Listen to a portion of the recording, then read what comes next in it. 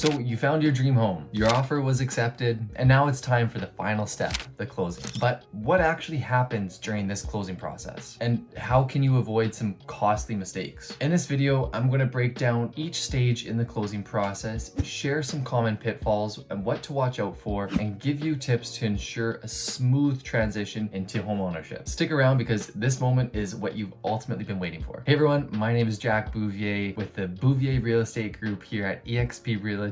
Love to connect with you. If you're looking to buy, sell, or invest, or if there's anything real estate related that I can help with, I'd be happy to do so and help you however I can. Feel free to reach out. All my contact details are below. All my links if you want to search for homes or see what your home's worth or check out some off-market investment opportunities. All the links are to my website, and I'd be happy to connect with you and help you achieve some of those real estate goals you're looking to achieve. Why does this closing process even matter? The closing process is essentially the legal and the financial steps that take when you transfer into home ownership. It's when you transfer over the title into your name and you do all the tax adjustments so you don't pay the full year of taxes. You only pay the taxes after you take possession. It's when you get the home insurance for your property and you get all the utilities transferred in your name. It matters because all of the errors or delays can derail your purchase and cost you lots of time and money if you don't do it correctly. Closing isn't just paperwork, it's truly the bridge to when you take possession of your new home. In this closing process, once you removed conditions of your home, it's a firm sale. Now you're waiting to take possession of your property. Once your offer is accepted between the buyer and the seller, now is the time to submit the deposit, showing your commitment and interest and seriousness into the property. In Canada here, we submit that deposit to the buyer's brokerage and it gets held in trust. So it does not go to the seller. The seller does not have access to this money, and it remains in trust until the closing and until the conditions are ultimately satisfied. Once that deposit is sent, then it is the time to go through all of the conditions. There is a whole whack of conditions that you can do, and here in Canada, it's called the ancillary services form. It outlines all of the additional inspections, and there's additional things that you can include in the conditional section of the offer to make sure that you are protected. Some of the most common conditions in this process is the home inspection and making sure that your financing is improved. The home inspection typically covers inspecting essentially the whole house, making sure it's in good working order, there's no underlying issues, there's no water damage. It checks out the electrical, the plumbing, the roof, the windows, insulation, the foundation, the mechanical, all those aspects. It will investigate, making sure it's all properly in good working order. And as per getting your financing approved, well, you should have gotten a pre-approval so your mortgage broker knows that you are out there searching for homes. So now you need to get your final approval for your mortgage, which entails sending that property to the mortgage broker with all the accepted paperwork. Then your mortgage broker or your bank would send it to their reviewer and making sure that it is all good to go. Some other conditions that you can have in the offer that you might go through would be things like reviewing over the permits, making sure that there's no questions about the property condition disclosure statement, which is essentially a document where the seller outlines all of the disclosures and information essentially that they know about the property. If there's any issues in the past, etc. There could be also things like doing a gas line inspection and making sure that the gas lines aren't underneath any potential future building plans that you're making. Or you can get a professional contractor like an engineer or a plumber or an electrician to look at certain aspects of the home. If there was a crack in the foundation, yes, the home inspector would point that out, but they're not a professional in foundation necessarily. So if you need any specific things to be inspected, if there was knob and tube wiring, or if there was some sort of issue with the plumbing or foundation, then you want to make sure you get a professional to inspect those specific areas. Now, once the conditions have all been satisfied, you're good to go, you're still happy with the house, your finances have been improved, the home inspection all checked off the boxes, you've come to the final negotiation with the seller. Oftentimes, if there's any issues with the home inspection, you might be able to negotiate a little bit more on price with the seller, but if not, then you will be removing conditions saying that conditions are satisfied, and at this time your deposit now becomes unrefundable, so it is going to the lawyers until the possession day happens. However, if the conditions are not satisfied, then you would be getting that deposit back and you walk away free of charge because the conditions were not satisfied for whatever reason, and then you can continue looking for houses. But let's say in this case that the conditions were satisfied. Now, after the conditions have been removed, this is the time where you make sure that all the boxes are checked off so you can take possession on possession day, which means that you want to make sure your insurance for the house is all approved and ready to go for the possession day. You talk to your insurance provider, making sure you get the best deal on the house. You also talk to your lawyer, and then they are in the process of transferring title into your name, doing the title search, making sure that there's no liens on the property, and as well as making sure if you need title insurance, also transferring all the taxes and doing all the necessary adjustments. If there is a rental revenue coming in, you want to make sure that's also transferred over correctly into your name, as well as calling all of the city utility companies and making sure those are transferred in your name on possession day as well. Now, if you've gone through that whole process correctly, you'd be now waiting on possession day to take the keys of your home. But before you do that, you would be needing to meet with your lawyer to sign off on all of the final mortgage documents, submitting that final down payment that you've agreed on with your bank and your mortgage broker, and paying whatever final closing costs there are to take possession of your new house. Some common pitfalls to avoid in this closing process. One is the financial missteps. When you're serious about buying a house, you want to make sure that you don't go buying a new vehicle or making some large purchases or affecting your credit too much, because this pre-approval that you've got to purchase a house is what you have been approved for based off of the conditions of your financial situation. So if that gets changed, it will change your pre-approval and ultimately what you're able to get qualified for a mortgage. So making sure that that does not change so there's no surprises when you try to get approved for your mortgage. Another big mistake that I see lots of people do is just overlooking some errors in the documents, as these contracts are legal documents that are agreed upon by the buyer and seller. So making sure that all the details are exactly what you need and are looking for, and making sure that the dates are all lined up, the numbers all lined up, the terms and conditions all line up, and reviewing it over with your real estate agent so they make sure that you are properly protected. And the other mistake is just missing deadlines. These dates are crucial, such as submitting your deposit by a certain date, because again, these are legal documents and you do have to follow the terms and agreements in the contract. So if it says submit the deposit by a certain date, you need to make sure that you do so, as well as obviously you need to make sure that everything is prepared for that closing date, because if you don't, then you're going to be paying more penalties and more issues are going to arise.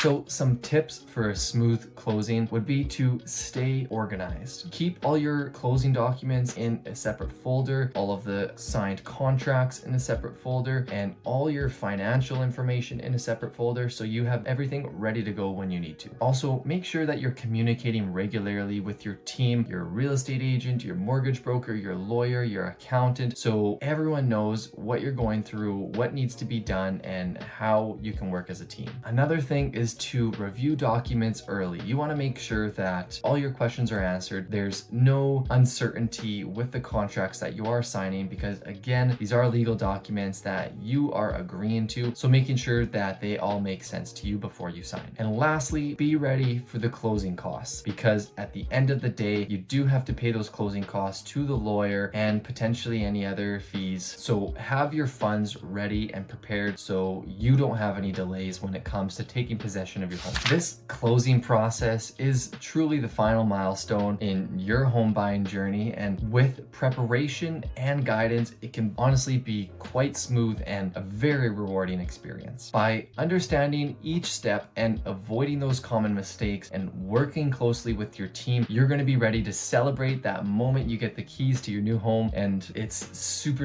exciting and truly fulfilling. If you're preparing to buy a house or need help with navigating the closing process, I'd be more than happy to help. Feel free to reach out to me. Again, all my links are down below, my contact information, as well as all of the free resources that I have on my website. I'd be happy to connect with you and help you however I can to achieve your real estate goals.